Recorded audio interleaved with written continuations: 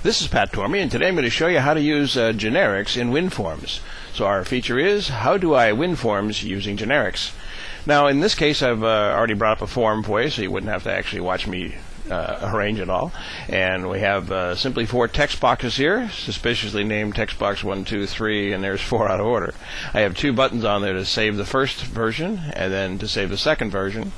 And a little note there to tell people to enter the data, and an error provider. Now what this little application is a little spin-off from when I did some data collection work for medical clinical trials, and they required double data entry. So the idea was that somebody would sit in front of their application, enter the data the first time and save it the first pass, and then they would enter it again from written documentation written by radiologists who are known for having bad penmanship, and the second pass would have to actually match the first before we allowed it into the application. And of course if it didn't, then they'd have to put a third pass in and see if we get 2 out of 3 match. But that's just the nature of that business. Okay, so what we have here is the ability to put the first pass in. I'm going to enter some data, and whatever that data happens to be as it comes through here, I'm going to make sure that it's not empty. I don't allow that. And then I'm going to make sure that the first pass matches the second pass.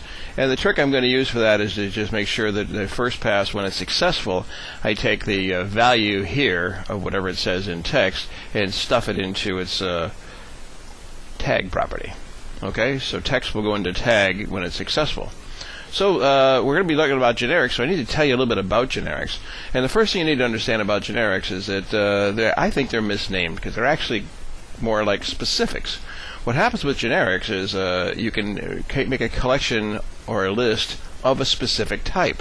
And that threw me a little bit when I first started looking at them. So let's take a look at some things here. I'll throw my private fields on there. And as you can see, well, I'll give you a reference first. If you go here, you can learn more about generics. But as you can see, I'm going to make a collection that's a list of text box type.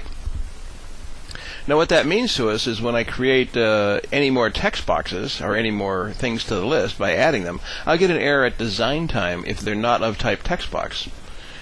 Okay? And of course I'm keeping a boolean just to check if there's any errors across my list.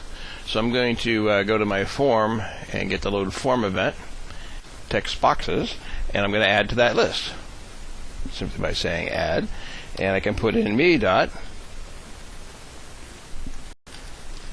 text box 1, and he accepts that no problem at all. But if I put in me dot text box dot add anything else,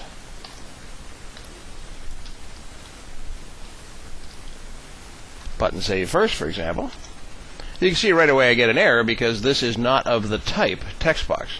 Now this means that your program becomes a lot easier, but more importantly you never have to recast that thing back into a text box as you would if you were just bringing in, say, the sender object, where you, at the time it's being sent, you're not really sure what it is, or if it was just a regular list. Even though you know you put in just text boxes, this kind of solves that problem. So I'll just handle that.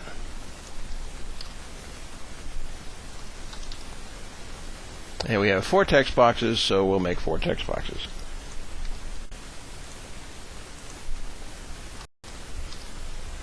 Next, I want to make sure that when the application first starts, I don't have my second button enabled, so I'll just take that out of there. Me dot button save second dot enabled equals false.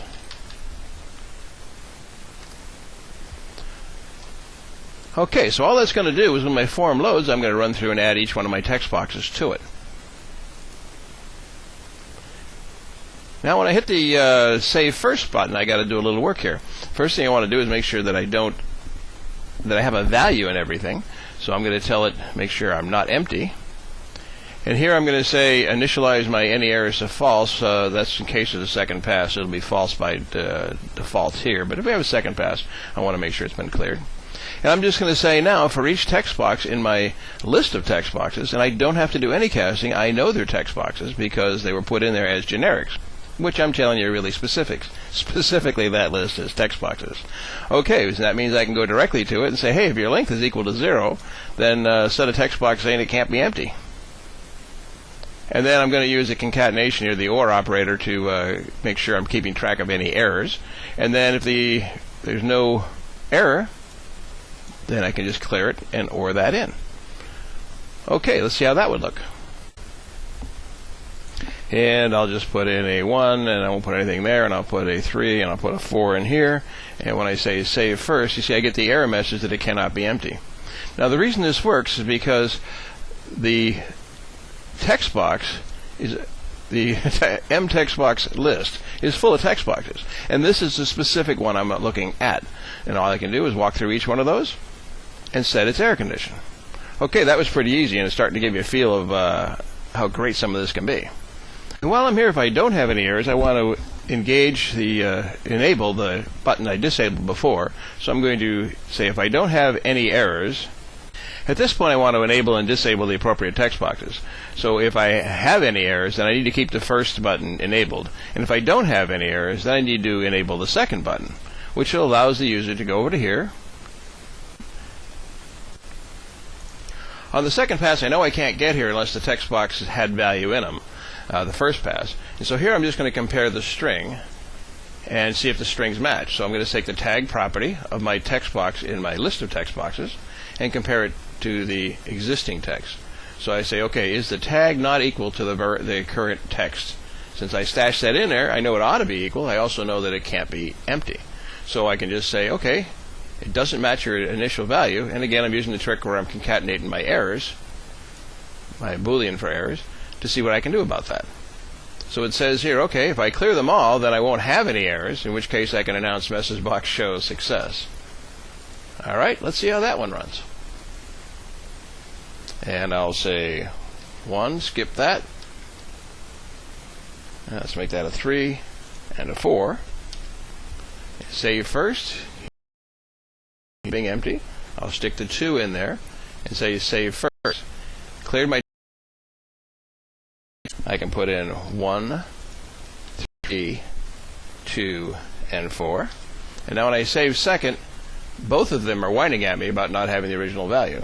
So I can say 2 and 3, save second, and they're all cleared. So this is how do I, using generics, which I'm telling you are actually specifics, because what I've done is I've created a generic list that specifically has text boxes in it. So get in there and try this out. You can use generics for a whole lot of things, and I've used an example here that's Winforms oriented. But to tell you the truth, there's a lot you can do with generics once you get the hang of them, so you shouldn't be afraid. Just jump right in. This is Pat Tormey, and you've been watching How Do I Winforms Using Generics.